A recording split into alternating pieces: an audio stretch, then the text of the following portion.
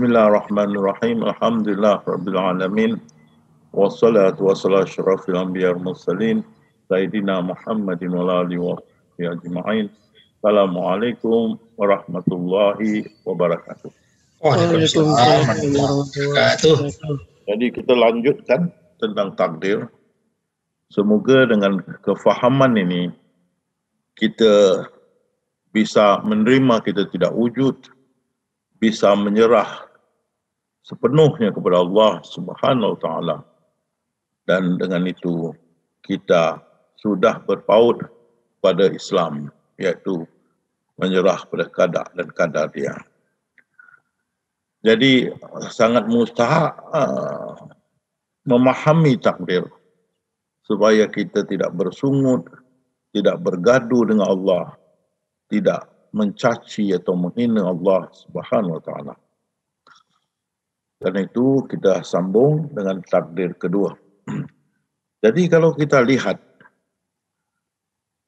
di dalam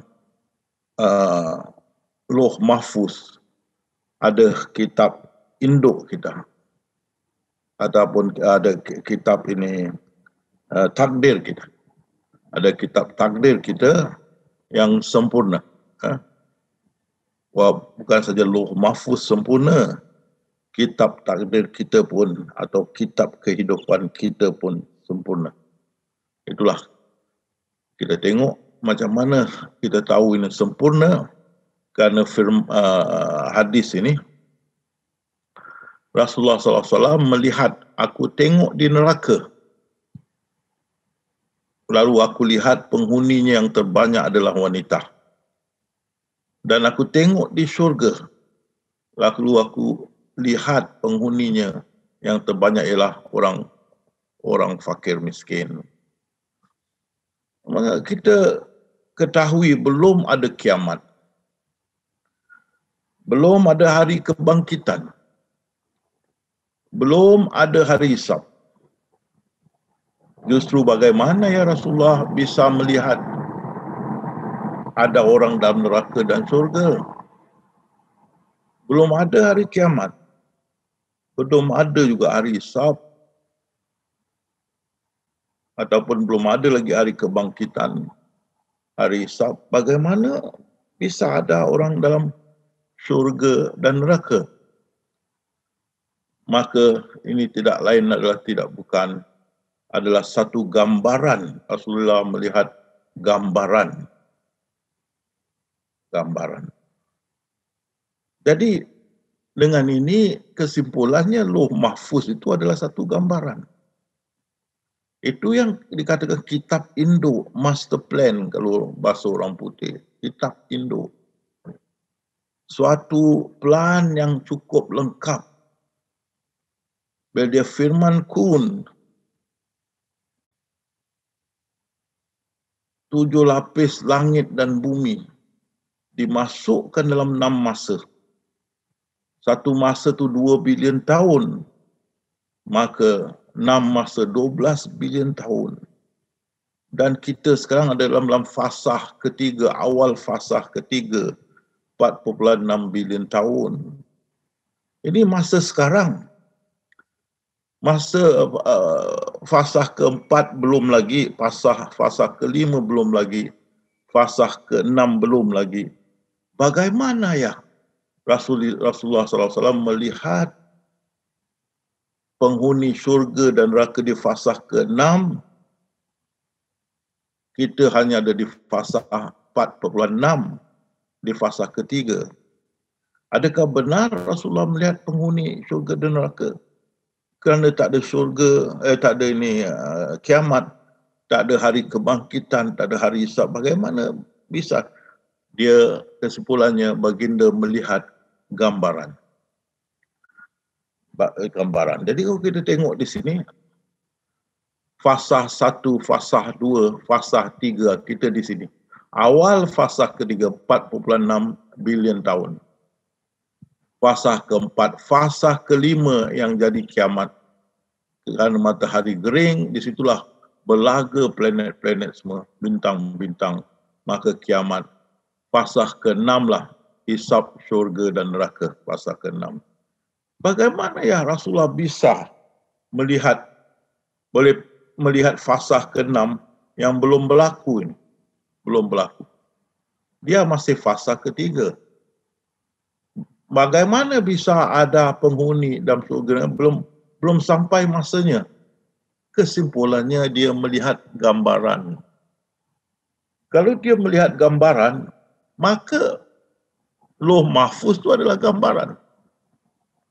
Master plan, gambaran kitab induk Lauh Mahfuz itu. Seperti satu filem, dia melihat satu filem. Dia sudah pergi ke fasah ke-6, 11 bilion tahun dan 12 bilion tahun. Dia sudah pergi. Dia melihat gambaran. Itu pasal dikatakan segala sesuatu kami kumpulkan dalam kitab induk. Master plan. Kitab induk atau master plan. Atau plan induk yang nyata Lauh Mahfuz. Dan Lauh Mahfuz ni adalah satu gambaran. Gambaran yang ada yang sudah berlaku dan ada yang belum berlaku. Semalam sudah berlaku. Sekarang ini sedang berlaku. Esok belum berlaku. Masih dalam plan induk. Jadi esok akan jadi ini hari. Itu berlaku. Selagi belum berlaku masih dalam plan induk. Jadi kita yang cucu cicit yang belum ada lagi yang akan datang di hari muka, cucu cicit kita masih dalam plan induk. Kita sudah tercipta. Ya. Jadi masa berjalan, tetap berjalan. Di sini kita tengok, saintis berkata, namun pertemuan baru-baru ini menunjukkan bahawa semua peraturan-peraturan alam yang sedia ada sudah disusun dengan amat teliti. Semua sudah ditanggung beres. Sehingga membawa kebanyakan kita kepada kesimpulan lama, iaitu ini adalah satu plan induk yang sangat indah, yang dibuat oleh pembuatnya yang sangat bijaksana. Dan ini tidak lain adalah Tuhan. Ada saintis mengatakan Lauh Mahfuz ni satu plan induk yang sangat indah, yang dibuat oleh pembuatnya sangat bijaksana, dan ini tidak lain adalah Tuhan. Jadi satu gambaran, satu plan induk, satu gambaran. Dan dunia inilah pentas dia atau bioskop dia atau panggung wayang dia. Di mana filem ini dimainkan. Pentas dia atau bioskop dia dimainkan. Aduh, panggung Lauh Mahfuz. Siapa kalau mau berlabur, mau buka panggung, boleh nama panggung Lauh Mahfuz. Bukan panggung Show Brother ke panggung Lauh Mahfuz. Orang pun takut nak masuk dalam. Pasal salah masuk Lauh Mahfuz kan. Panggung Lauh Mahfuz. Drama dia dunia. Masa 12 bilion tahun. Sudah. Dan Profesor Hawking berkata, mungkin ini adalah satu drama ciptaan komputer ilahi. Drama. Dan dalam Al-Quran, tiadalah kehidupan dunia ni selain dari main-main dan senda gurau. Di sini, sahabat, kalian semua adalah ahli sufi. Saya peringatkan selalu, kalian semua adalah ahli sufi. Ya. Jadi,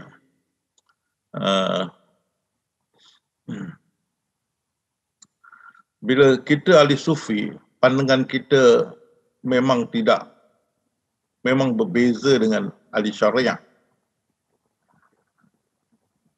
Ahli syariah, mereka menekankan Allah tidak boleh bersenda gurau. Allah serius tau, serius. Allah tak reti nak joke.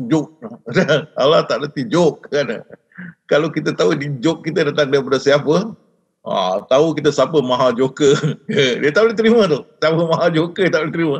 Dia ingat apa ni, joke kita punya senda gurau yang kita cakap ni datang daripada kita. Oh, kalau gitu kita sudah jadi Tuhan atas senda gurauan ni pasal kita ciptakan. Ini joke pun datang dari ilham daripada dia. Kita apa joke kita lebih kecil dari atom kita. Nak dengar Allah Maha Joker. Dia main joke satu dunia mati ketawa, gelak-gelak ketawa. Dia lagi Maha Joker. Dia sangat senda gurauan. Tapi ahli syariah, oh Allah tak boleh bergurau. Allah seriusnya. Dia sudah profile Allah. Dalam bahasa orang putih, dia profile Allah. Dia sudah macam menggariskan panduan Allah mesti berkelakuan begini. Mana boleh?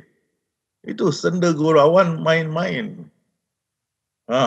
Itu Allah Subhanahu Wa Taala. Kan? Dan dua firman dia lagi sekali. Dan tiadalah kehidupan dunia ni melainkan senda gurau dan main-main. Allah tak boleh senda gurau. Kita aja boleh senda gurau. Kalau gitu kita lagi hebat daripada Allah. Allah kurang sifat. Apa kurang sifat dia? Tak boleh senda gurauan. Mana boleh? Ini apa dia cakap ni? Siapa? Ya, okey. Jadi Allah tu maha segala-galanya. Maha segala-galanya. Jadi senda gurauan, hidup ni hanyalah senda gurauan bagi dia. Dia bersenda gurauan.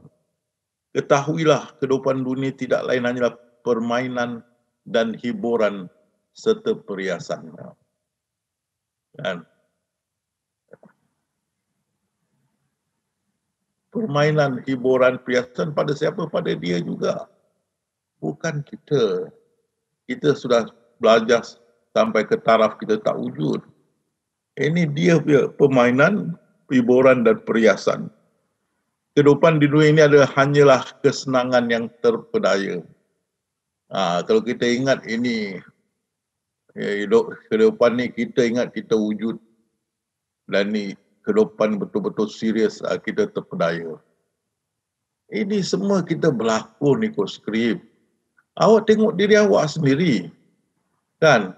Awak berlakon jadi lelaki. Awak berlakon jadi perempuan. Kan? Ada pilihan. Lahir diberi skrip lelaki ke perempuan. Kan? Lagi kita berlakon dari kanak-kanak kepada remaja. Lepas tu terus dia dah jadi apa tu? Dewasa. Kan? Daripada anak kepada seorang bujang, kepada jadi bapa, jadi datuk dan seterusnya kita berlakon. Dan dalam hidup kita berapa skrip kita berubah. Sekarang bagi saya sudah skrip datuk. Saya punya skrip dulu kanak-kanak dah habis dah. Bagi skrip remaja dah habis dah. Skrip bujang habis juga. Skrip bapak pun dah habis. Sekarang skrip datuk. Kan? Dalam hidup kita diberi skrip berubah. Boleh kita tukar. Oh ya Allah, aku tak nak jadi datuk, aku nak balik jadi remaja. Mana boleh? Rencana dia tegur. Tak boleh. Kan?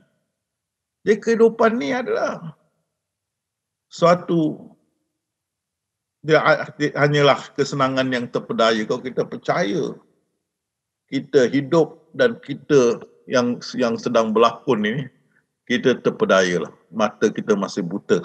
Masih buta. Kamu utamakan kehidupan dunia padahal kehidupan akhirat lebih baik dan lebih kekal.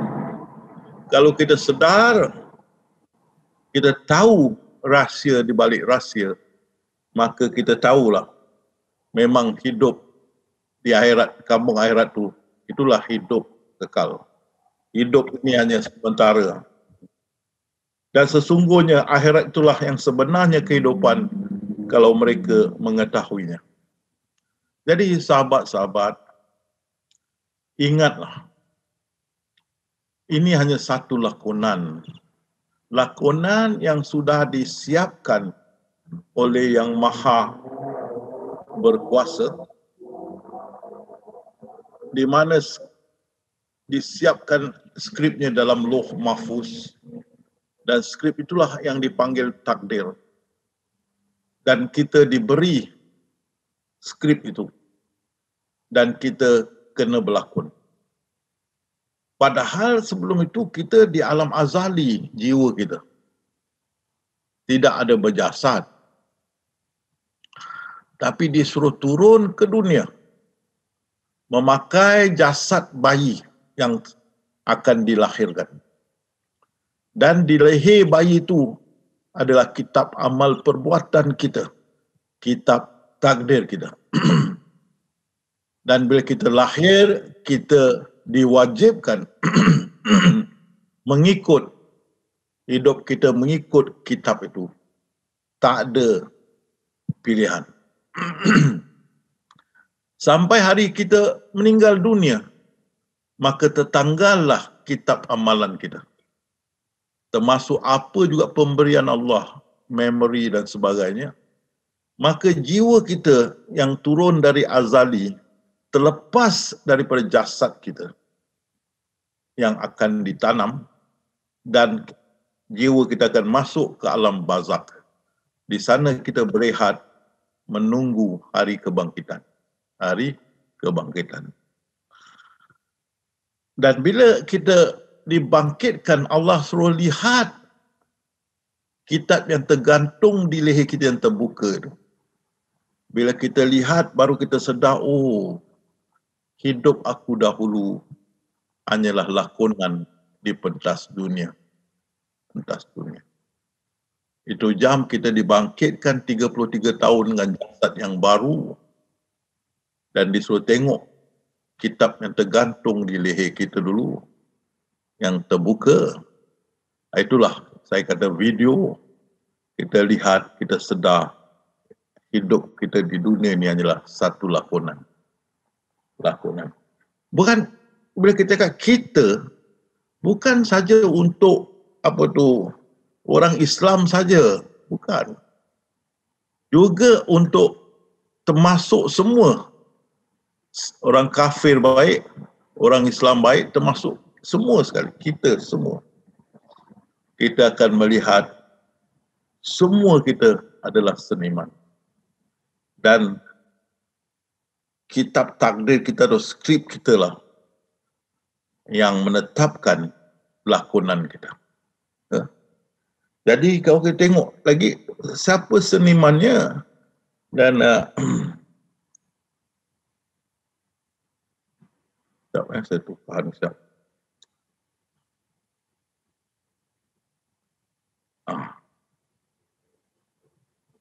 Siapa senimannya? Kita tengok, bukan kau yang membunuh Muhammad. Bukan kau yang melimpah Muhammad. Yang melimpah adalah Allah Subhanahu Wa Taala. Yang melimpah adalah yang maha halus, menerusi zat. Dan kita lihat ciptaan itu melimpah. Begitu di balik tabir zat. Di balik zat itu yang maha halus. Seperti gajah menggoyangkan ekornya. Bukan ekor itu bergoyang dengan sendirinya. Gajah yang goyangkan. Dan kita tengok, itulah zat, dialah zat yang zahir dan yang batin. Jadi, bukan kau yang limpah Muhammad.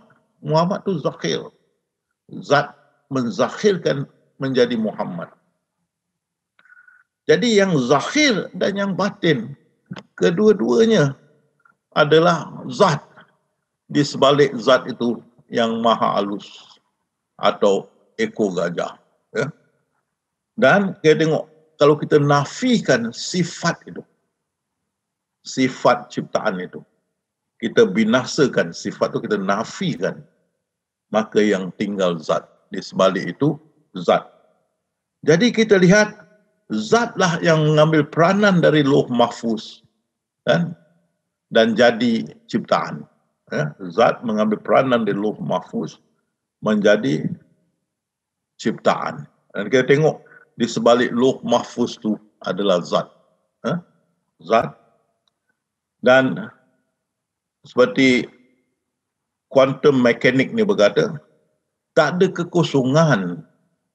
Dalam kekosongan tu ada sesuatu yang wujud. Itu dia. Kalau kita balik sini, kita lihat di bawah Lauh Mahfuz yang kosong. Kita ambil api, kita tiup, fuh, hilang, kosong. Mana pergi? Itulah zat. Dia terzahir menjadi kosong. Zat kau tajali, kita semua habislah kan. Tak boleh, dia tak boleh tajali. Dia tajali, kita hancur. Dia kita tiup api, fuh, hilang. Mana pergi? Jadi kosong. Ada kosong, tak ada. Kosong tu dalam kosong dan sebalik tu pun zat. Zat. Jadi, itulah Rasulullah, demi jiwaku berada dalam genggaman zat. Kita ni semua dalam genggaman zat. Walaupun kita nampak kosong, itulah zat dalam penzahiran kosong. Dan skripnya, tiap-tiap manusia telah kami tetapkan amal perbuatannya sebagaimana tetapnya kalung pada lehernya. Setiap kita lahir sudah siap kitab takdir kita. Tak boleh lari. Tak boleh lari. Awak lahir jadi perempuan. Awak lahir jadi lelaki. Awak lahir, apa khabar bang? Oh jadi, tuan ada. Masing-masing yang kitab masing-masing. Tak boleh elak. Ada malaikat tanya, oi Syarifah, you nak jadi lelaki ke perempuan? Mana dia tanya kan? Ayub, nak jadi lelaki ke perempuan? Mana ada? Samsul, nak jadi, tak ada. Semua. Lahir dia sudah ditetapkan. Lelaki perempuan, tak ada pilihan. Itu kitab kita. Kan? Dan ada ditanya Hanafi, bila lahir mau jadi Melayu ke mau jadi Cina? Ada tanya Hanafi? Tak ada. Ada tanya Azim? Tak ada. Mau jadi lelaki, mau jadi Melayu ke mau jadi India? Tak ada. Tak ada pilihan. Ada tanya Rafi mau jadi Hindustani ke atau mau jadi orang putih? Tak ada. Kan? Semua lahir Wanakem, itu India. Bapak itu Wanakem India. Lahir aja dia punya bapak nak kakek nak benar. Boyan. Kalau lahir ya West Mangan, itu Jawa kan. Tengok. Masing-masing lah keluarga. Tak ada pilihan. Ada lahir kita, malaikat tak nak keluarga ni boleh transfer lain keluarga. Mana ada? Kan? Cakap pun tak boleh kan. Terima je. Kita berlakon. Tak boleh lari. Kita ikut kitab yang tergantung di leher kita itu. Kan? Tak ada pilihan. Demi sesungguhnya kamu telah tinggal menurut yang terkandung dalam kitab Allah sampai hari kebangkitan. Tak ada pilihan. Kan? Kalau boleh bertukar ni pening kepala juga kan. Satu hari kita jadi lelaki, satu hari jadi perempuan, satu hari jadi lelaki, satu hari jadi perempuan. Suami pun pening kepala. Ni hari kau lelaki ke perempuan? Suami kena tanya tu, sebelum tidur dengan kita kan. Pening buat kepala kan. Ataukah kita bertukar bangsa kan. Ni hari Adinda, ni hari cakap apa? India ke cakap Melayu? Bertukar bahasa pun bertukar. Tak boleh. Bahasa bangsa pun tak boleh bertukar. Tetap kita ikut kitab yang tergantung kat leher kita sampai hari kebangkitan. Itu pasal Stephen Hawking cakap hidup kita terikat dengan peraturan-peraturan yang sedia ada. Kebebasan memilih hanyalah satu hayalan. Tapi orang muda masih ingat dia boleh ubah takdir. Kita yang sudah kan penghujung jalan, kita sudah tahu tak ada. Kalau perubahan tu pun dalam Lauh Mahfuz juga, so ada dalam kitab kita. Tidak akan perubahan. Semua dah disusun, ditanggung beres. Juga saintis berkata tidak perlu meminta campur tangan Allah untuk menghidupkan perjalanan cakrawala yang ada ini. Semua dah tersusun, dah berjalan dengan sendirinya, kan? Berjalan kerana ada peraturan tarikan semesta alam. Cakrawala boleh dan akan memperbarui dirinya. Ini akan terjadi dengan sendirinya dan ini membuktikan ada kewujudan sesuatu bukan kosong yang menyebabkan cakrawala dan kita wujud. Ya, Lauh mahfuz berjalan. Jadi cakrawala pun ikut lauh mahfuz. Perjalanan yang ditetapkan dalam lauh mahfuz. Tak boleh kita ubah. Dan pementasan dia kita tengok. Ini semoga lebih faham dalam bahagian ini. Dia maha halus, maha mengetahui. Macam mana dia maha halus, maha mengetahui. Macam mana dia meliputi akan setiap sesuatu. Kan? Dan bagaimana dia mengisi ruang. Berada di mana-mana dan mengisi ruang. Kan? Dan bagaimana dia maha melihat, maha mengetahui, maha mendengar, maha mengawasi. Kita lihat gambaran. Tengok. Ya? Ini manusia, haiwan, pokok-pokok, cakrawala. Ini adalah gambaran. Di sebalik itu, zat dia meliputi. Jadi dia melihat. Zat dia meliputi semua. Apa kita buat, dia kat belakang ada lihat. Itu pasal dia mengetahui, tidak bercerai zahir dan batin. Ini yang zahir, ini yang batin. Tidak bercerai. Seperti air dengan air batu, tidak bercerai. Air dengan air batu. Seperti botol dengan plastik, tidak bercerai. Seperti meja kayu dengan kayu, tidak bercerai. Seperti apa tu? Pot orang bahasa Melayu panggil apa tu? Yang dibuat di tanah liat tu. Yang masak kari apa tu? Apa nama saya dah lupa. Tidak berpisah di antara tanah liat dengan apa tu, periuk tu. Tidak berpisah. Kan? Tidak berpisah zat dengan ciptaan. Zat itu yang batin. Dan zat itu juga yang terzakhir menjadi ciptaan. Tidak berpisah di sebalik manusia itu. Di sebalik haiwan, pokok-pokok, cakrawala, zat. Dan tidak selai daun jatuh tanpa dia mengetahuinya. Macam mana dia tahu satu daun jatuh dalam kegelapan? Di sebalik itu pun zat yang meliputi. Mana tak tahu. Kan? Meliputi. Kan? Sesungguhnya Allah mengetahui segala isi hati. Macam mana dia tahu kan? Ini menantu cakap, bapak baru sampai, tapi dalam hati dia tak nak mampus orang tua ni dilanggar lori, ditabrak oleh lori. Sibuk datang rumah aku dalam hati dia. Macam Allah tahu. Di sebalik hati tu, zat dia meliputi. Kita hanya satu gambaran. Kan? Di sebalik itu, zat dia. Maka Allah mengilhamkan kefasikan dan ketakwaan. Kan? Orang-orang itu akan memperoleh bahagian telah ditentukan untuknya dalam kitab Lauh Mahfuz. Orang-orang golongan bahagia, mereka dipermudahkan untuk melakukan amal-amal yang bahagia. Adapun orang-orang yang celaka pasti akan mengarah kepada amal orang-orang celaka. Bagaimana ini boleh berlaku? Di sebalik itu zat. Di sebalik Tok Imam zat. Di sebalik Padri zat. Di balik Sami Hindu itu zat. Di sebalik Sami Buddha itu pun zat. Itu pasal ya Muhammad. Allah berfirman, kalau aku mau satu dunia itu beriman, aku boleh buat begitu. Dia tak ada. Jadi dia berkata, semua urusan dalam tangan aku. Tak ada sedikit campur tangan kamu dalam urusanku. Itu pasal ada mata tengok. Ada mata tengok, ada telinga dengar, ada mulut diam.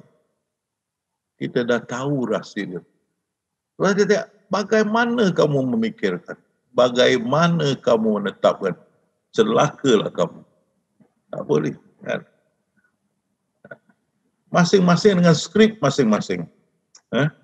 Masing-masing dengan skrip masing-masing. Sesungguhnya akulah Allah, tiada Tuhan melainkan aku. Sembahlah aku dan dirikan sembahyang itu untuk mengingati aku. Tapi kita tengok. Yang rukuk, yang sujud, yang menjalankan salat tu. Yang batin tu zat juga. Zat. Itu yang dia kata, yang bersalat disalatkan. Kan? Kita dah tahu rahsia dia. Dan kita mengikut Lauh Mahfuz yang menetapkannya. Kan? Itu pasal ada yang kata kalau kita dah tahu begini tak payah kita salat dah Ustaz. Kita tahu rahsia dia, tak boleh. Rasulullah bersabda hidup macam biasa. Berarti kalau disuruh salat oleh Allah, salat. Kan? Kalau ditaruh nasi, makan. Ditaruh racun, jangan. Hidup macam biasa. Rasulullah SAW bersalat hingga kaki dia pecah-pecah baginda berkaki. Begitu kita ikut. Kan? Hidup macam biasa. Dan Allah berfirman, aku yang mengangkut anak Adam di daratan dan di lautan. Macam mana Allah mengangkut? Di sebalik taksi, kapal, train, kereta, pesawat adalah zat dia. Allah berfirman, tiada satu bencana yang menimpa di bumi dan tidak pula pada dirimu, melainkan sudah tertulis dalam Lauh Mahfuz sebelum itu terjadi. Dan kita tengok semua kecelakaan, kita tengok tsunami, kita tengok gempa bumi, kita tengok kenderaan berlanggar di highway, kapal terbenam. Ini semua sudah tulis di Lauh Mahfuz sampai masa zat sami'na wa ta'na ikut perintah, maka ini semua berlaku. Kan? Sama macam kita tengok diri kita. Zat mengikut perintah. Ahli-ahli kita sekarang ni dah 70-an pula kan. Mula-mula 20-an, dari 30-an, 40-an, sekarang dah jadi 70%. 70-an. Pasal zat mengikut perintah. Ahli-ahli rambut kita suah putih. Habis saya meging rambut dah putih. Kan? Habis. Kenapa begitu? Zat mengikut perintah. Perintah siapa? Perintah Allah. Di mana perintah itu berlaku, dituliskan sudah dalam Lauh Mahfuz, sudah berlaku. Sudah dituliskan dari zat mengikut perintah. Tak boleh kita lari. Dan tak boleh ubah. Kita tengok lagi.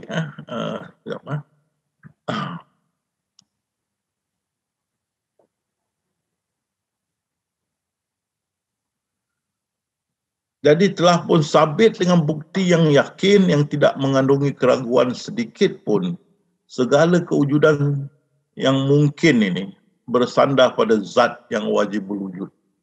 Jadi zat di sebalik tabir itu yang berlakon, yang kita lihat lakonan dunia ini adalah lakonan zat.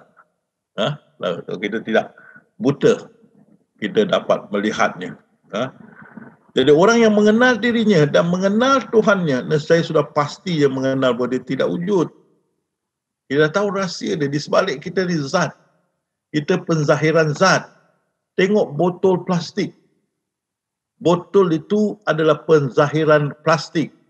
Botol itu adalah rupa yang diambil oleh plastik. Meja kayu. Meja itu adalah rupa yang diambil oleh kayu. Rupa itu tak ada, meja itu tak ada, pecahkan kayu itu mana ada meja. Pecahkan plastik itu mana ada botol. Tak ada. Justru itu rencana dia tegur. Pasal zat di sebalik tabir itu sami'na wa ta'na. Dia jalankan pekerjaan dia. Maka tak ada yang tunggang terbalik. Semua jalan dengan lurus. Tidak ada perubahan dalam sunnatullah dia. Segala ketetapan dia pasti berlaku. Okey. Dan kita tengok dialah pengarah, kan? Pada Allah lah bergantung kepadanya segala sesuatu. Ini satu kenyataan yang sangat besar. Aku memikir, ini buah fikiranku. Wah, mana pergantungan pada Allah? Habis. Ini usaha aku. Habis. Mana dia pergantungan pada Allah. Allah berfirman, semua tu bergantung pada dia. Walaupun di langit, di bumi, bergantung pada dia. Aku yang berusaha. Habis. Dia benamkan karun dengan harta-hartanya. Kerana berkata dengan hasil usaha dia, bijak pandai dia, dia dapat kekayaan dan kejayaan. Tak boleh. Itu pasal apa juga berlaku kita, inna lillahi wa inna ilaihi raji'un, daripada dia kepada dia kita kembali. Itu dia kata, inilah mereka yang dapat rahmat dan petunjuk daripada Allah Subhanahu wa taala. Apa pun nak kita buat, kita kata insya-Allah. Sekiranya sudah diizinkan oleh Allah dalam Lauh Mahfuz atau dalam kitab kita. Semua bergantung pada Allah. Itu pasal saintis setuju semua disusun dengan rapi. Berjalan dengan sendirinya. Begitu Allah hebat. Berjalan dengan sendiri. Tidak perlu lagi Allah campur tangan. Dia kata kun, semua ditanggung beres. Tak perlu juga kita campur tangan. Tidak perlu. Semua berjalan dengan baik. Kalau ada sesuatu selain daripada Allah, maka permulaan sudah ada dua kewujudan dan dengan itu runtuhlah tauhid. Hanya ada satu Tuhan, tak boleh ada dua. Kan? Sekiranya ada di langit dan bumi Tuhan-Tuhan selain Allah, tentulah keduanya rosak, binasa. Hanya satu saja. Dan segala urusan adalah kepunyaan Allah Subhanahu wa taala. Pasal kita tidak wujud. Kita hanya gambaran, di sebalik itu zat. Zat yang berjalan mengurus. mengurus. Dan di sebalik zat itu yang maha halus. Jadi sebenarnya segala urusan itu kepunyaan Allah. Dia hidup kekal lagi terus menerus mengurus. Setiap waktu dalam kesibukan. Tidak boleh tidur. Kekal, lagi kekal. Tidak pernah ngantuk dan sebagainya. Maka adakah kita boleh campur tangan dalam urusan Allah? Tidak boleh. Seluruhnya di tangan Tuhan. Malahan bila kita dalam rahim ibu kita, Allah yang menjaga kita. Kita dalam rahim ibu kita, Allah yang menjaga. Daripada rahim ibu, dilahirkan sampai mati dan seterusnya, semua bergantung pada Allah Subhanahu wa taala. Semua dari Allah. Mengapa orang-orang itu hampir tidak memahami perbicaraan sedikit pun. Kan? Jadi, alhamdulillah kita ahli sufi, kita faham. Kan? Bila kita dah faham, jangan masuk campur urusan Allah. Jangan memikirkan dan menetapkan celaka. Tapi alhamdulillah, kita tidak belajar ketuhanan untuk menghukum. Kita ahli sufi. Kita belajar ketuhanan untuk mengenal Allah dan untuk mendekatkan diri kepada Allah. Tapi kalau kita belajar hukum-hukum fiqh, usul fiqh, hukum-hukum tajwid dan sebagainya, kita akan menghukum salah, tak sah, salah, tak sah, salah. Kita asyik menghukum. Kalau orang tu baca Al-Quran dan baca dia memang tak baguslah. Lagi kalau dia sengau lagi, Bismillahirrahmanirrahim, kan? Lagi teruk kan? Dia sengau kan? Adakah kita akan menghukum tidak diterima? Adakah orang yang hati gembira nak baca Quran tapi tak pernah belajar tajwid? Dia baca tapi dia punya tajwid semua tunggang langgang. Kita akan menghukum kan tak boleh, dia tak terima oleh Allah. Siapa kita? Bagi ahli sufi kita tidak begitu. Ada mata tengok, ada telinga dengar, mulut diam. Serah ini pada Allah. Bukan untuk kita menetapkan, kita tengok firman ni, jangan memikirkan, jangan menetapkan. Bagaimana kamu menetapkannya? celakalah kamu. Bagaimana kamu menetapkan? Kita fikir Rasulullah SAW, sebelum cerita pasal Rasulullah SAW, satu ibu, ada 3 orang anak. 2 pandai bikin kuih, sedap. 1 tidak sangat pandai dan tak berapa sedap. 3-3 bawa kuih pada ibu yang sayang ketiga-tiga anak. Dia akan makan yang 1, yang kedua dan yang ketiga, dan dia senyum, bagus. Dia tidak akan cakap yang ketiga, oh kau punya tak bagus, tak ada. Dia sayang ketiga-tiga anak. Rasulullah SAW, satu sahabat sangat bahagia bawa dari kebun dia anggur kasih Rasulullah. Nampak bagus. Rasulullah pun makan sampai habis.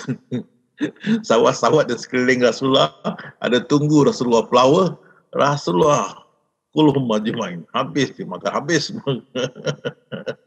Lepas tu orang tu dah pulang, sahabat-sahabat Rasulullah, apa ni? Kau makan sampai habis tak jemput kita? Rasulullah cakap apa? Dia punya anggur sangat masam. Kalau aku kasih kau orang makan, kau orang mesti kutuk dia kan. Jadi biar aku makan kasih habis dia masam tu. Tengok dia jaga hati sahabat ini yang bahagia nak kasih dia anggur, tak tahu anggur itu masam. Kan? Begitu. Ya. Kita jangan mengutuk, jangan menghukum. Jangan. Kalau kita buat dulu, kita taubatlah, baliklah.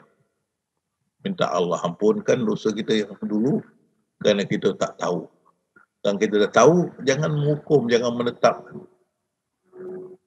Lama-lama kita akan lihat orang yang mengutuk, yang menetapkan dan menghukum sebagai kita pandang yang tidak enak.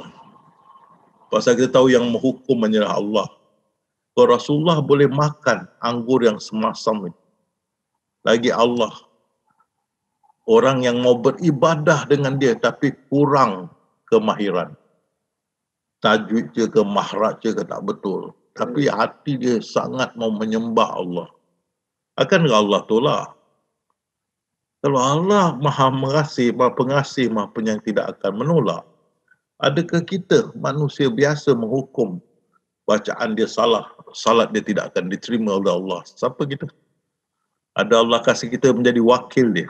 Ada wakalah? Tak ada. Jadi ingatlah jangan kita menghukum sembarangan. Okey. Dialah yang menciptakan tiap-tiap sesuatu lalu menentukan keadaan makhluk-makhluk itu dengan ketentuan takdir yang sempurna. Tengok ni. Dia yang menentukan. Kita Islam kerana dia menentukan. Mereka kafir kerana dia menentukan. Inilah kehendak dia. Satu kehendak. Dia punya kehendak. Ya Muhammad, kalau aku mau semua tu beriman, aku boleh. Ya Muhammad, kau tak boleh memberi petunjuk pada orang yang kau kasihi. Akulah yang memberi petunjuk. Jadi kalau dia mau semua orang tu beriman, dia boleh. Dia tak ada. Dia mau begini juga. Sampai sekarang, kan, masih ada 2.4 bilion belum beriman. Yang beriman 1.8 bilion. Lagi 6. Belum lagi. 4.6 bilion belum lagi. Kan? Itu kehendak dia. Macam mana pun dia kata pelacuran itu haram, jijik dan sampai sekarang pelacuran masih ada. Masih hebat, masih kuat perniagaan dalam ini. Kan? Tak berhenti-berhenti. Tak ada bankruptcy bagi orang. Itu saya ingat dulu dalam ensiklopedia. Kau apa ni, ketua gereja mengatakan ini peti kilat sabung menyambung, ini Tuhan marah. Jadi jangan percaya dengan saintis kalau kita taruh besi petir atas bangunan kita tidak akan dirobohkan oleh petir dan sebagainya. Ini tidak boleh. Bila Allah SWT marah, apa juga akan runtuh.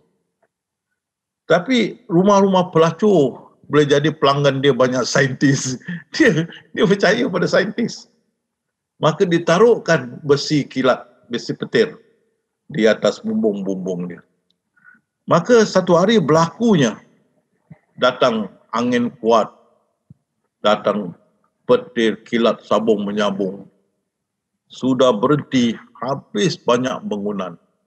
Tapi bangunan yang ada besi petir itu, semua selamat. Dan itulah bangunan pelacuran, hotel, pelacuran. Maka pelacur-pelacur keluar dengan signboard, pegang signboard. Terima kasih Tuhan memberkahi perniagaan kami. Berarak, seluruh kota berarak kan. Itu cerita kan. Masih sampai sekarang masih ada. Takkan Allah tak boleh hapuskan? Begitu kalau aku mau semua tu beriman, aku boleh. Ini kehendak dia. Jangan masuk campur. Yang zahir pun zat dia. Yang batin pun zat dia. Yang kotor pun zat dia. Yang suci pun zat dia. Siapa kita nak menghukum? Jangan. Jadi kita lihat lagi. Sesungguhnya kami mencipta tiap-tiap sesuatu menurut takdir yang telah ditentukan. Sudah, tak boleh lari. Ya. Kita punya hidup, mati, jodoh, pekerjaan, kesihatan, rezeki dan sebagainya, semua dah ditetapkan. Allah telah menentukan kadar dan masa bagi berlaku tiap-tiap setahun, tiap-tiap sesuatu. Sudah. Dan untuk tiap-tiap berita ada waktu terjadinya dan kelak kamu akan mengetahuinya. Semua dah tertulis. Syekh Abdul Qadir berkata, doa yang kau doa itu sudah tertulis di alam azali. Hanya menunggu saat sampai engkau akan berdoa. Sudah ada. Macam saya dengan Pak Deka. Kita lama ada dalam pelan induk. Belakang Pak Deka lahir dulu 1992. Saya 93. Baru kita turun. Tapi sudah ada. Kita sudah ada dalam pelan induk sebelum kita lahirlah. Pak Deka 92, saya 93. Saya muda sikit lah, 1 tahun. Jadi sudah dia tentukan kadar dan masanya. Setiap berita terjadi sudah kelak akan kamu mengetahui. Jadi bila kita lahir, kita tahu, oh ini birthday dia, ini birthday saya, itu dia. Sudah ditetapkan. Semua itu terletak pada tangan Allah semata-mata. Tak ada campur tangan kita. Dari itu datangnya buruk dan baik. Itu dia. Itu rukun iman ke-6. Buruk dan baiknya takdir daripada Allah. Dia yang menentukan segala-galanya semenjak dari awal-awal lagi. Maknanya dia kun. Sudah ready. Sudah siap. Sudah tertulis. Hanya menunggu masa. Kita tidak ada pilihan sendiri dalam perkara ini. Hanya menerima saja. Tak boleh lari. Tak boleh. Melainkan perubahan itu sudah ada dalam pelan induk. Kalau tidak, kita tidak terfikirkan nak berubah. Kalau tak ada dalam pelan induk. Semua sudah ada. Jadi kalau semua dah tertulis, tak payah kita usahalah. Itu cakap pun sudah tertulis. Cakap itu pun dah tertulis. Kan? Dan ini berlaku terus menerus tanpa campur tangan Allah Subhanallah Ta'ala. Sudah terus menerus berlaku. Jadi kesimpulannya, kita dah tahu. Kita tak wujud. Semua dah disusun dengan rapi. Semua berjalan dengan kehendak Allah. Bukan kehendak kita. Tak ada sedikit campur tangan kita. Sudah tahu. Angkat tangan surrender lah. Itu Islam. Menyerah diri. Dan Rasulullah disuruh menyerah diri. Dan Rasulullah bersabda, aku menyerah diriku kepada Allah. Dan demikian orang-orang yang mengikuti aku pun menyerah. Kita pun menyerah. Tapi ini ahli sufi. Kalau bukan ahli sufi, dia pegang pada Allah tak menolong satu-satu orang, melainkan seorang tu menolong dirinya sendiri. Dia berkata kita mesti usaha buat Allah menolong. Itu tak boleh lah. Kita usaha pun dah dituliskan. Tak usaha pun dah dituliskan. Nak cakap, nak usaha pun dah dituliskan. Kan? Jadi, salah mengatakan kita mesti usaha buat Allah tolongkan. Tolong kita, tidak. Usaha itu pun dah dituliskan. Jadi kalau Allah nak tolong kita, sudah dituliskan. Kalau tak dituliskan, tidak dapat kita menolong diri kita. Jadi jangan ingat kita boleh. Itu pasal Pak Pandey cakap, ada mata pandang, ada telinga dengar, ada mulut diam. Buat tak tahu, tepuk tangan, buat tak tahu. Kan? Happy, buat tak tahu. Dan Luncai berkata, kan, si Luncai terjun dengan labu-labunya. Biarkan. Kita dah tahu. Mana biarkan bukan kita biarkan tapi tidak akan berlaku yang lain. Biarkan mana biarkan Allah punya sunnatullah berlaku. Macam orang nak lemas. Kita yang tak tahu renang. Anak-anak kita pun tak tahu berenang. Kita tahan, jangan terjun, nanti kita pun mati. Kan? Tapi Allah berkehendak lain orang yang tahu renang, terjun dan selamatkan. Seperti juga orang rompak kita. Kita jangan lawan. Ini sudah ditakdirkan, rompaklah. Kita reda. Tapi ada polis pula lalu. Polis tangkap mereka. Ini kehendak Allah, bukan kehendak kita. Jangan samakan kehendak kita dengan kehendak Allah. Tidak sama, tak ada sedikit campur tangan kita. Mana si Luncai terjun dengan labu-labunya. Biarkan loh mahfuz Allah berjalan. Sekiranya Allah mahu ditolong, maka akan seseorang itu datang atau lebih datang tolong. Kalau Allah tidak mahu atau Allah menggerakkan kita akan pergi tolong. Biarkan buat mana berpeluk tubuh, bukan berpeluk tubuh. Biarkan loh mahfuz berjalan. Macam mana pun kita taruh Malaysia, Singapura, Indonesia demonstrasi tak mau kerja. Tapi lain negeri bekerja. Di Europe bekerja, Jepun bekerja, China bekerja, India bekerja. Itu kehendak Allah, bukan kehendak kita. Jadi jangan kita menetapkan. Allah lah yang menetapkan. Dan mereka itu tahu keselamatan diam dan NST. Duduk pintu belakang, relax. Jangan turun pintu depan main lumpur. Tak ada kerja, main lumpur. Jangan. Relax pintu belakang. Okey. Maka tengok di sini, jika kamu hendakkan peringkat ini, pakailah Islam. Dan kemudian menyerah terus kepada takdir Allah. Syekh Abdul Qadir jalani. Pada hari ini telah aku sempurnakan untuk kamu agamamu. Dan telah aku cukupkan kepadamu nikmatku. Dan telah aku redai Islam tu menjadi agama bagimu. Apa itu Islam? Menyerah diri kepada qada dan qada Allah Subhanahu wa taala. Mana hidup macam biasalah. Sakit pergi doktor. Nak belajar pergi sekolah. Nak makan pergi masak atau beli nasi dan sebagainya. Hidup macam biasa. Bukan tunggu qada dan qadar berlaku, tidak akan berlaku begitu. Itu fikiran songsang. Rasulullah kata hidup macam biasa. Kan? Bukan berpeluk tubuh. Hidup macam biasa.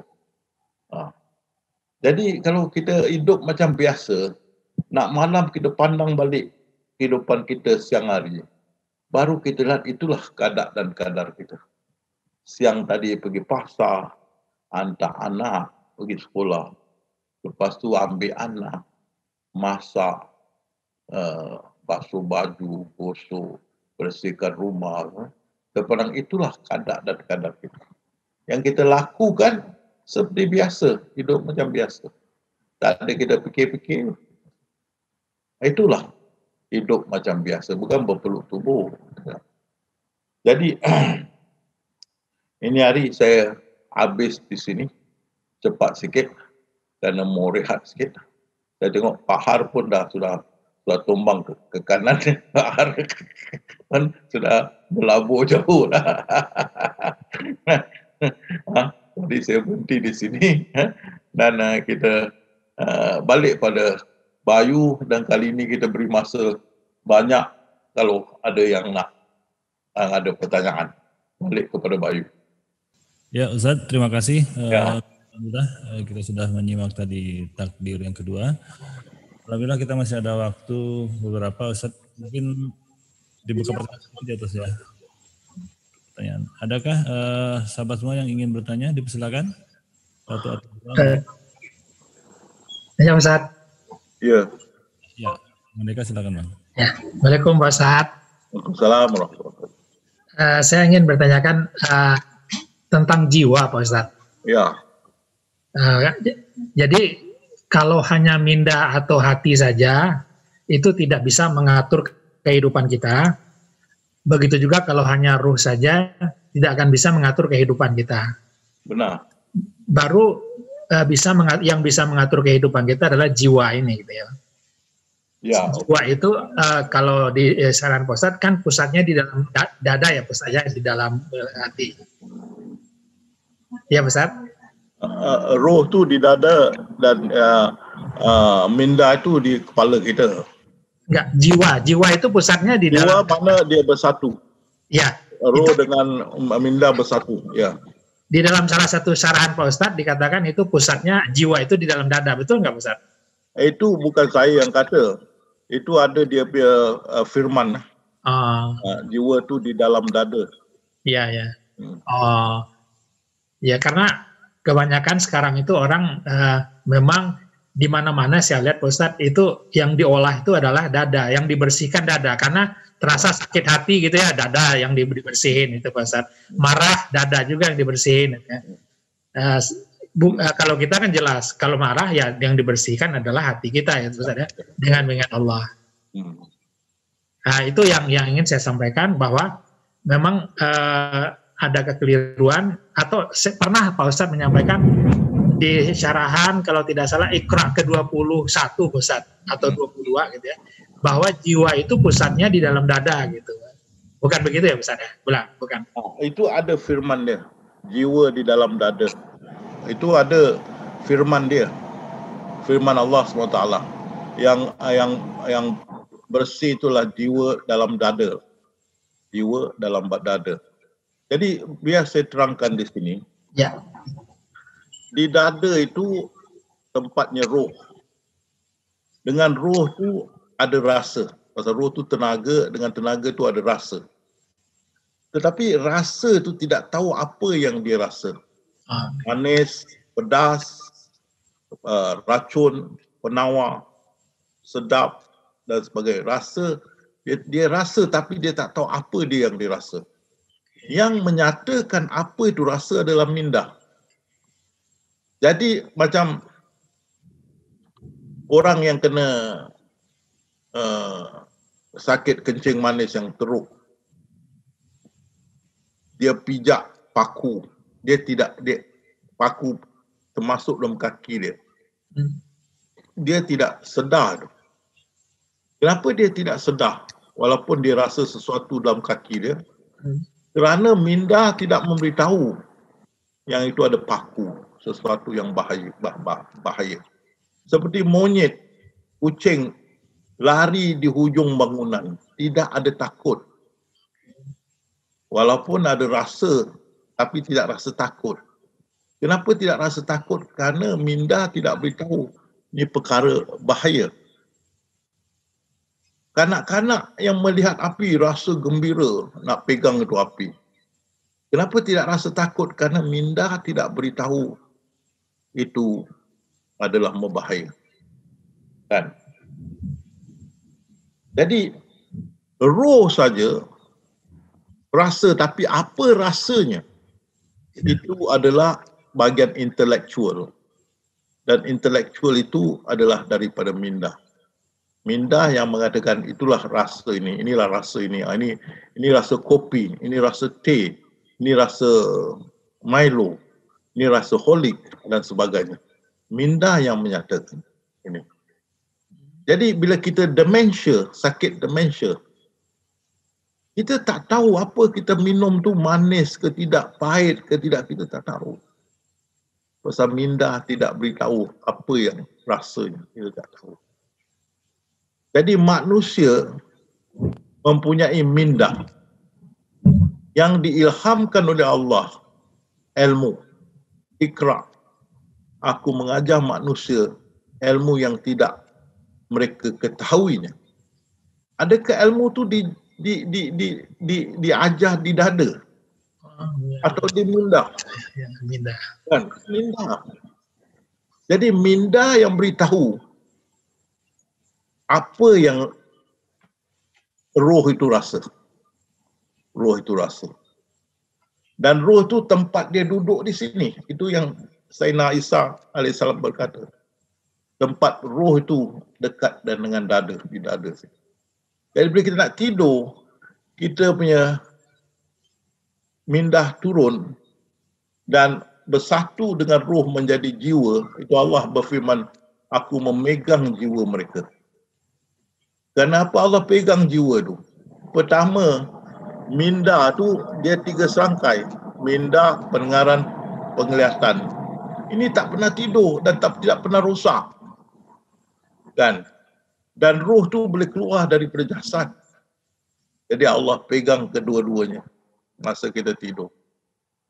Bila kita terbangun, Allah lepaskan, maka minda kita naik ke atas dan roh kita berkembang satu badan, baru kita bertenaga. Kita bertenaga. Itu dia. Kadang-kadang sebelum roh tu berkembang, syaitan duduk di jasad kita, menyekang atau menahan kita punya roh bersambung, bersatu dengan jiwa kita, dengan minda kita. Dengan itu kita tidak boleh bergerak. Walaupun minda menjerit, tolong, tolong, orang tidak boleh dengar kerana tenaga tersekat. Suara itu tak keluar kerana tidak ada tenaga. Hanya suara itu adalah suara dalam minda. Jadi yang apa tu, iman itulah di dalam dada. Berarti bila itu minda turun ke dada, itulah saat kita lemah. Itulah saat masa kita mau tidur. Jadi orang yang dalam keadaan gitu, iman dia lemah. Kita tengok Rasulullah, mataku tidur, hatiku tidak. Dia menyatakan walaupun jasad dia nampak tidur, tapi minda dia masih berjaga. Minda dia. Hatiku tidak, mana jasad, minda dia masih berjaga. Tapi kalau minda tu turun, itu pasal orang kau nak tidur dia mesti kepala turun. Terturun, dan dalam firman Allah pegang jiwa itu dalam dada tu, Allah pegang. Jadi bila minda tu turun ke dada, itulah masa kita lemah. Itulah dikatakan yang kuat iman tu, yang lemah adalah iman di dalam dada. Bila turun dalam keadaan itu, kita lemah. Okey, jadi kesenambungan kedua ini, kita tengok kalau dia bersambung ke atas, okey. Bila sambung ke bawah, itulah masa kita mau tidur. Itu mengikut firman Allah, aku pegang jiwa seseorang tu bila dia mau tidur. Itu kenapa Allah pegang jiwa? Kerana minda tu tidak tidur. Dan roh tentu tidak tidur. Allah pegang. Kalau tidak, dia akan merayap. Allah pegang. Jadi itu sikit lebih kurang tentang dada dengan minda. Dan kalian sudah ikut saya begitu lama. Dan kalian sendiri sudah lihat dengan pasti. Hanya dengan minda lah kita dapat bersambung kepada Allah. Kau ingat aku ingat kau. Dan kalian juga lihat juga, hanya bila minda tu bersih, baru berseri muka kamu. Bertidak seperti minyak yang warna hitam, seperti minyak yang warna coklat dan sebagainya. Bagi orang yang kasyaf, dia dapat melihat. Minda dia tu, oh dia ni minda kuning. Oh dia ni kotor. Minda dia otak kuning, otak kotor. Ni dia punya minda banyak maksiat. Minda. Orang tak cakap sini. Kalau ini boleh berfikir, kita boleh lepaskan orang gila. Dia kata, oi, dah kat luar, jangan pakai ini dah rosak. Pakai ini nak naik bas tanya ni nombor berapa. Kan? Apa pun tanya kat sini. Mana boleh? Tak boleh. Sini. Kan? Kalau sini boleh berfikir, kita boleh lepaskan orang gila balik. Ingat, jangan pakai ini dah rosak, pakai ini. Tak boleh. Dan sekarang banyak orang pakai jantung palsu, plastik. Pakai plastik. Macam mana itu? Kan? Tak boleh. Jadi ini kita mesti jelaskan. Kalau kamu masih duduk di sini seperti tarikat berzikir ke sini, ke sini, ke sini, ke sini. Masih dekat sini, kamu tidak akan ke mana. Dan saya membimbing kalian kerana saya sudah sampai ke peringkat itu.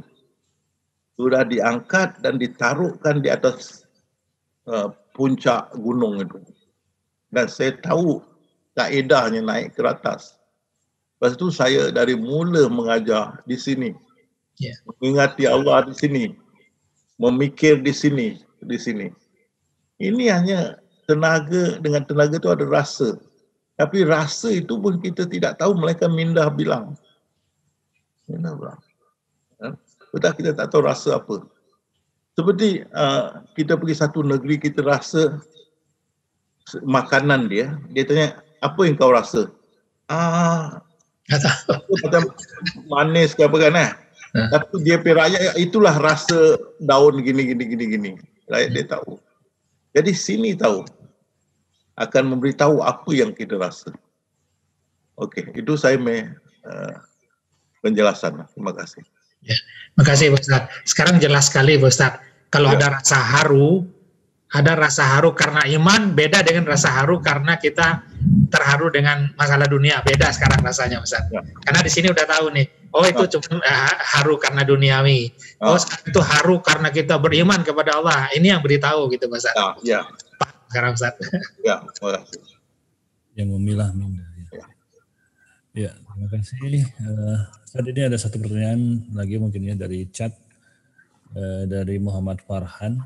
Beliau mohon dijelaskan tentang apa yang dimaksud dengan setiap orang akan dimudahkan menuju jalan penciptaannya, Ustaz. Iyalah. Berarti kalau kita hidup kafir, kita dijadikan kafir, maka dipersenangkan perjalanan kita. Kita lahir kafir, hidup kafir, mati kafir. Dipermudahkan. Maksudnya semua dipermudahkan pada tujuan masing-masing. Kalau kita lahirkan Islam, hidup Islam, mati Islam. Rasulullah bersabda setiap anak Adam sudah ditetapkan ahli nar atau di jannah. Maknanya dia lahir sudah ditetapkan. Dia kafir, hidup kafir, mati kafir. Dia Islam, hidup Islam, mati Islam. Dia punya buku takdir sudah menetapkan dan dia mesti ikut buku ini sehingga hari kebangkitan. Itu maksudnya lah, kan? Semua dipermudahkan jalan masing-masing. Kalau dia akan murtad pun sudah dipermudahkan, dia akan murtad. Semua kita tak boleh lari, semua ikut. Seperti Lauh Mahfuz ni seperti jalan raya. Kita ni seperti kenderaan. Tanpa jalan raya kita tak boleh bergerak. Jadi lauh mahfuz dahulu baru kita ikut. Jadi lauh mahfuz tu permudahkan perjalanan kita ke tujuan masing-masing. Itu maksudnya. Ya. Terima kasih Ustaz. Mungkin akan dipermudah sesuai dengan perannya dalam kehidupannya masing-masing ya Ustaz. Ya, betul. Oke, baik mungkin itu Ustaz, mungkin tidak ada pertanyaan lagi. Mungkin kita lanjut dengan zikrullah ya Ustaz ya. Ada lain-lain pertanyaan lagi? Tak ada, kita zikrullah. Kalau dari chat sudah tidak ada. Ada yang mau bertanya langsung? Silakan. Cukup nampaknya. Okey, kalau tak ada, hari kita zikrullah dan hari habis lekas. Saya pun dapat lihat dah. Okey, sudah ready semua? InsyaAllah. Ya. Baik, kita seperti saya katakan dan saya ingatkan lagi, pegang pada tauhid, dia tidak serupa dan tidak seumpama. Jadi apa pun syaitan masukkan dalam mindah kita yang berupa, yang boleh diumpamakan pun kita tolak. Kita punya Tuhan tidak serupa, tidak seumpama. Kita jangan layan. Tetap kita pegang pada ilmu kita, tidak serupa, tidak seumpama. Seperti kalau kita salat, orang taruh berhala depan salat kita. Kita teruskan salat kerana kita tahu Tuhan kita tidak serupa, tidak seumpama. Jadi kalau kita dalam salat atau zikrullah, syaitan masukkan berhala apa ke dalam minda kita. Jangan layan. Kita tahu Tuhan kita tak serupa, tidak seumpama. Seperti kita tahu anak kita. Macam mana beribu syaitan masukkan gambaran anak-anak kita dalam minda kita. Tetap kita pegang pada anak kita. Kita kenal anak kita. Pasal apa? Kita sudah kenal anak kita dengan sebenar-benarnya. Jadi kita sudah kenal Allah dengan sebenar-benarnya. Tidak serupa, tidak seumpama. Jadi jangan layan itu semua. Ingat tu, kalau dia ganggu, pegang. Tidak serupa, tidak seumpama. Jadi bismillah, semua sudah ready. Pak Har pun dah ready, Pak Har. Okey. Okey. Bismillah, ingat Allah. Tumpukan kepada ingatan Allah dan kunci dan istiqamah. Bismillah.